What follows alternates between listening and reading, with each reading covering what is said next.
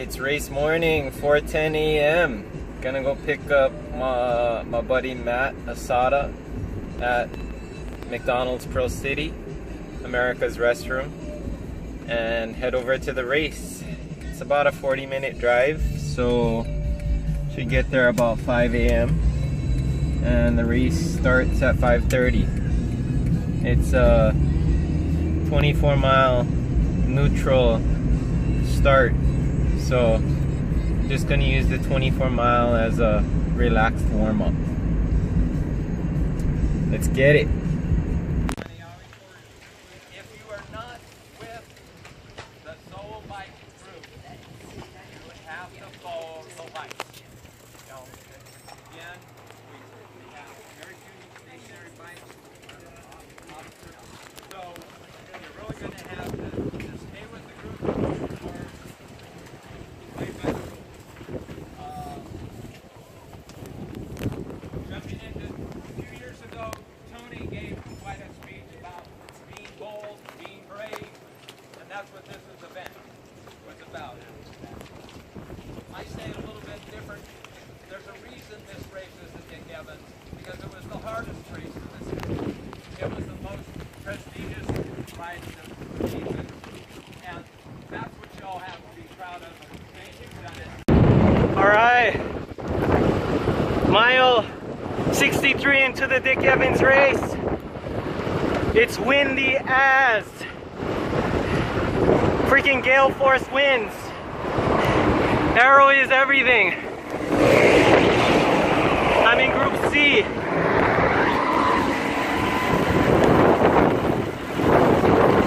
All alone. Had to drop my group. They were too slow.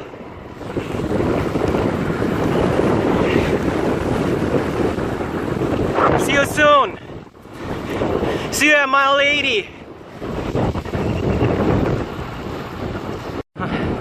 100 miles in, had couple flats. Sealant got me from checkpoint 2 to 3. Group C caught back on to me, and I had a slow leak, so I was zapping my energy. Maybe I had like 30 psi in the tire, and then checkpoint 3, put a tube in.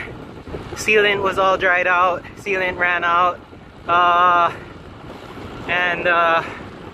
There's still a couple people behind me. I decided to skip the Olomana climb because I'm already on hour 6 and 30 minutes, but I'm still going. I'll just take the 30-minute penalty. Whew, still riding. It's done. I am destroyed. Done.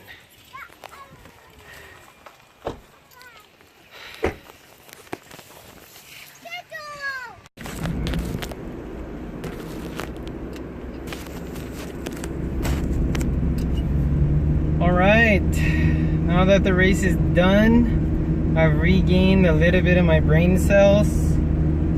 The lactic acid has left my brain. Oh my god, here's the recap. So, race was supposed to be 112 miles. I did 109. I bypassed the final Olomana hill climb because I just was physically destroyed already. The winds were relentless. The rain was on and off, kind of bad. The mud was kind of bad. Drivers were super aggressive.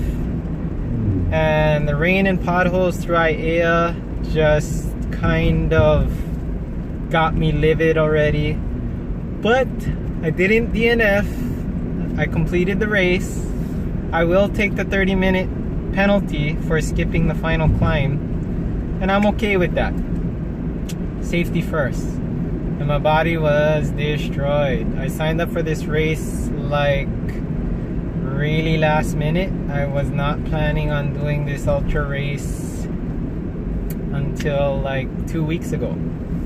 So I did as much training as I could, dieted as much as I could without losing too much power or becoming sick or weak, and did the best I could with the given circumstances. I had 2 flat tires, one at water station 2, and then the sealant sealed up the tire, but then it slowly dwindled down to like 30 psi.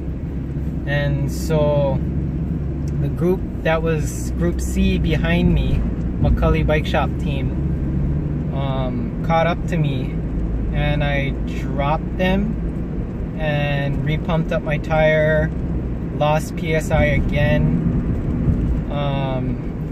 and they caught up to me, and then I paced with them for about 20-ish miles, maybe 15. And then the sealant didn't seal it at the third checkpoint, which was by the graveyard in Kaneohe at mile like 80.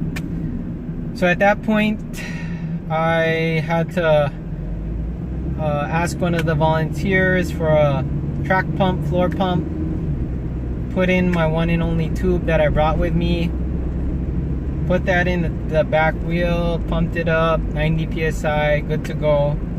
But I had zapped so much energy riding for 40 miles on 30 psi, and the back was just spongy. So in order to crank with the pace line, I had to output in excess of 200 watts. So I was right there at FTP for too long, so I burned out, got really sore, built up too much lactic acid, and then I fixed my tire, but by then it was already kind of game over. So I had to just survive from that point, and that's why I called it to just skip the final climb and go to the finish line. And then did 109 miles, no regrets. Good experience, super painful. The winds from the hurricane effed up all the weather. So today it's still in tropical storm watch warning. So with the tropical storm comes these gnarly headwinds from the north. And so the winds were just a blustery 40 to 50 mile per hour headwinds, block headwinds, and that kind of destroyed me as well, and just built up too much lactic acid and paid for it on the last 20 miles or so. But still had fun. I survived, learned a lot about tubeless, and I would probably, if I was to do things different, I would add more sealant the next time I do a race, just in case some of the sealant goes out, because I think for road tires typically they put like 30 mLs, I think, either 30 or 60 mLs. I would definitely put 80 mLs, just in, it will be heavier, but with the sealant loss that you'll get from a flat, it'll seal up, and you'll still have enough sealant in there for the remainder of your race, especially if your race is long, like today's 112 miler. That's it. That's my recap. Hopefully you enjoyed the video. Any questions about the Dick Evans Memorial Road Race 2018, let me know down below. It was gnarly. Thank you, and follow me on Strava if you want to see my power profile. I think I dipped down from normalized power 185 to 170 because of the flat tire and the headwinds, and then just being physically broken after a while. But that's about it.